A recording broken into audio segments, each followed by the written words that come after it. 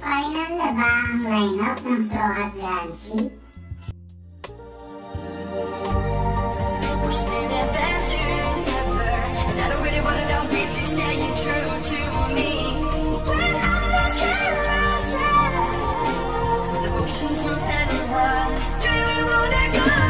Sino pa kaya ang madadagdag dito? Ilang daang chapters na rin ang lumipas simula nang mabuo ang Straw Hat Grand Fleet sa Dressrosa. Pero simula noon ay wala pang masyadong update tungkol sa kanila. Hindi pa sila ulit nagtitipon o nadadagdagan ng miyembro. Nakakapagtaka dahil alam naman natin kung gaano kadali para kay Luffy ang gumawa ng mga allies. Si Mihawk na mismo ang nagsabi. May kakaibang kapangyarihan si Luffy na gawing kakampi ang mga tao sa paligid niya. Kaya kung gugustuhin ito, ay madali niyang mapapalaki ang fleet niya. Ngayong araw, pag-uusapan natin kung sino-sino pa yung mga grupo o tauhan na posibleng sumali sa Grand Fleet, kung meron man. Bilang isang warrior of liberation, tingin ko nga ay magkakaroon siya ng tagasunod mula sa iba't ibang lahi. Pero bago natin simulan yan, huwag mo munang kalimutang mag-subscribe sa ating channel kung mahilig ka sa mga ganitong klaseng content tungkol sa One Piece. Okay, game! Kung meron ng grupo na sasali sa Straw Hat Grand Fleet, ang pinakamataas ang tsansa ay ang Sun Pirates. Sila ay isang pirate crew mula sa Fishman Island na itinatag ng isang dating aliping fishman na si Fisher Tiger.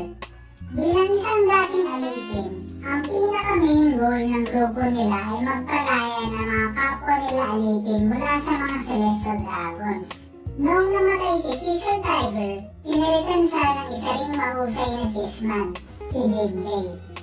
Noong time skip, pumayag si Jinbei at ang Sun Pirates na maging tagasunod ni Big Mom dahil gusto nila ng proteksyon ng isang Yonko para sa pirate crew nila at pati na rin sa buong Fishman Island.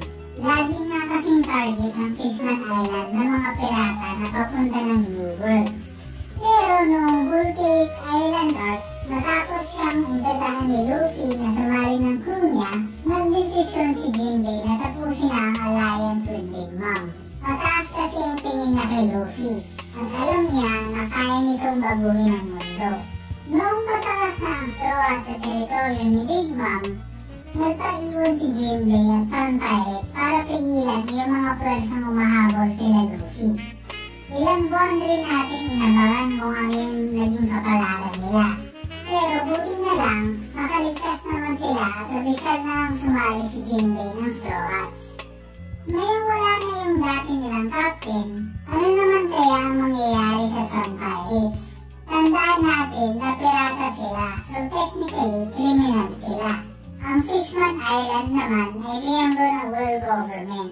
So hindi sila pwedeng kumupkop ng mga pirata or else baka patigsigin sila at pag-initan pa ng world government. So kung gusto ng Sun Pirates na hindi mapahamak ng Fishman Island, kailangan nilang lumayo rito. So paano na sila? Saan sila pupunta? Tandaan niyo ba kung ano ang best option para makasurvive sa New World? Diba ang sumali sa isang Yonko crew? Isa nga yan sa dahilan kung ba't sila sumali kay Big Mom dati.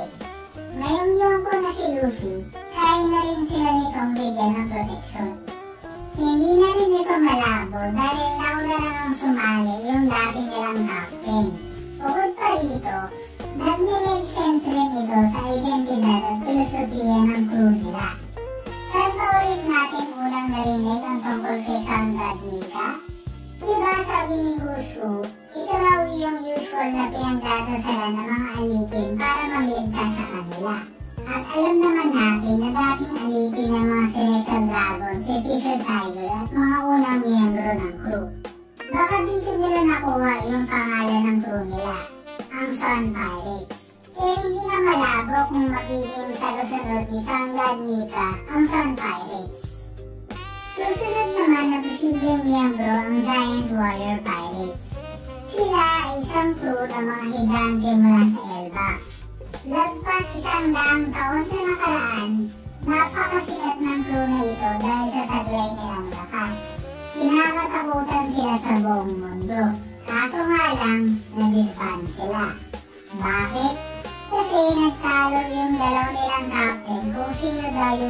makahuli ng mas malaking siking. Palakihan daw sila. Dahil dito, nagduelo sila ng 100 years para lang ma-resolve ang away nila. Noong sinubukan silang i-capture ni Mr. Tree para sa mga bounty nila, iniltas sila ng mga Straw Hats. Pagdating naman sa Enies Lobby, nakilala naman ng Straw Hats ang dalawang kanilang miyembro. Ang dalawang ito, si Oimo at Kashi, ay inuto ng world government.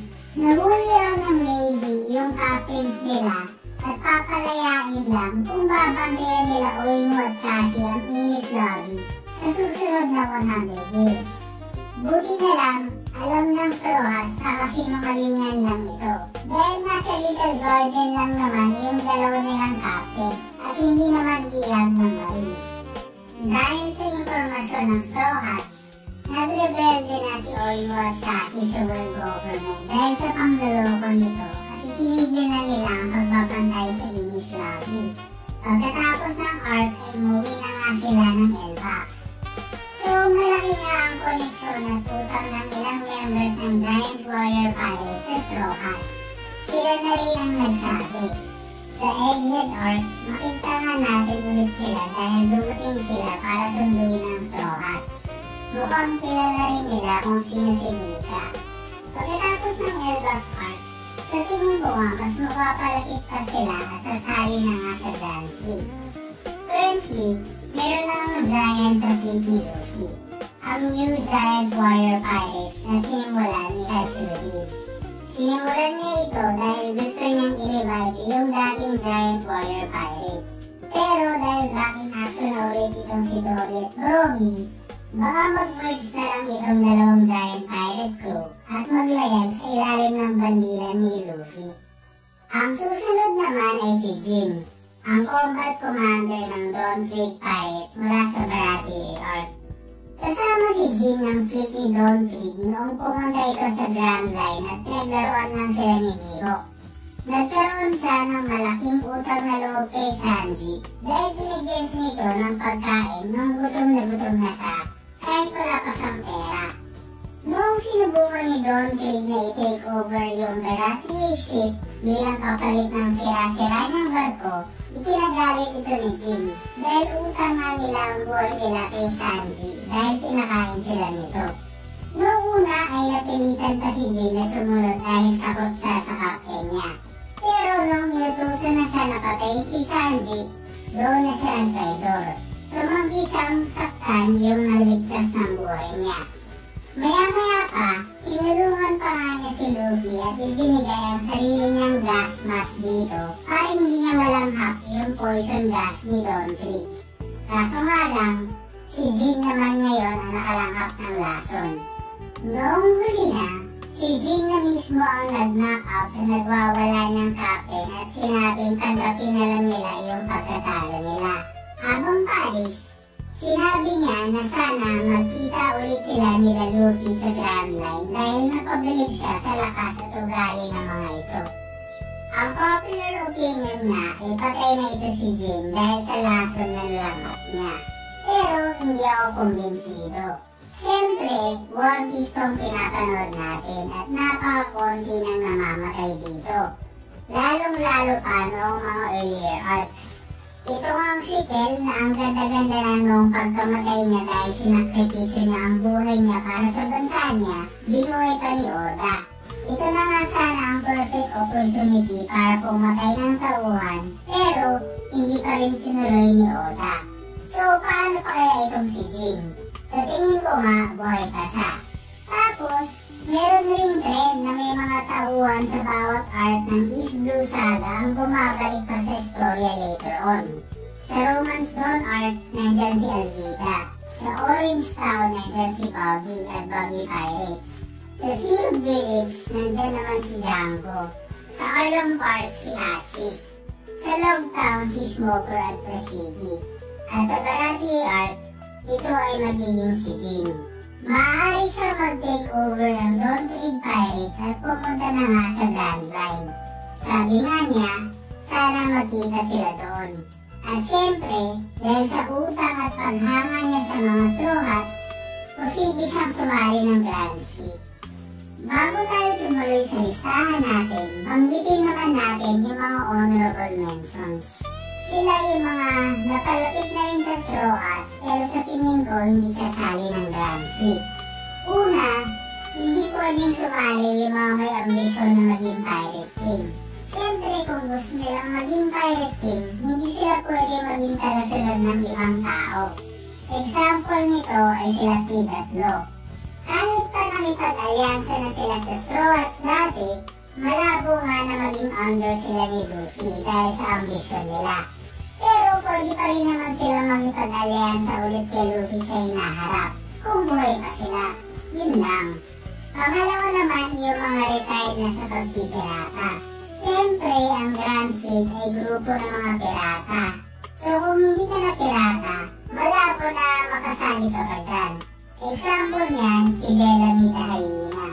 Kung pirata pa ito, siguro dinagdag na natin sa listahan natin. Kaso nga lang, nakita natin na nagretiro na siya at isa na siyang Master Dyer. Isa pa, kung sasali siya sa Grand Fleet, dapat ginawa niya na yun sa Dressrosa pa lang. So tingin ko nga, hindi ito para sa kanya. Next naman yung mga leader ng mga bansa o teritoryo. Siyempre bilang mga leader, hindi nila pwedeng iwanan yung mga responsibilidad nila doon sa lugar nila. Kahit sa gaano pa kataas ang respeto nila kay Luffy. Example nito ay sila Boa Hancock. Bilang Pirate Empress ng Amazon Lily, hindi siya basta-basta pwedeng umalis at iwanan yung mga nasasakupan niya. Ngayon, balik naman tayo sa listahan natin. Ang susunod na posibleng miyembro ng Grand Fleet ay ang Nox Pirates. Sila ay isang grupo ng mga mix na naglayag 13 years sa nakaraan upang maghanap ng mga poneglyphs. Nais nila itong ipunin at protektahan lalo na yung mga nawawala o napunta na sa mga masasamang kamay. Pinapunuan sila ni Pedro habang isa ring member si Pecoms. Naging mahirap ang paglalakbay nila at dahil dito, karamihan sa members nila ay naubusan na ng motibasyon. Alam naman natin kung gaano kadelikado ang buhay sa New World.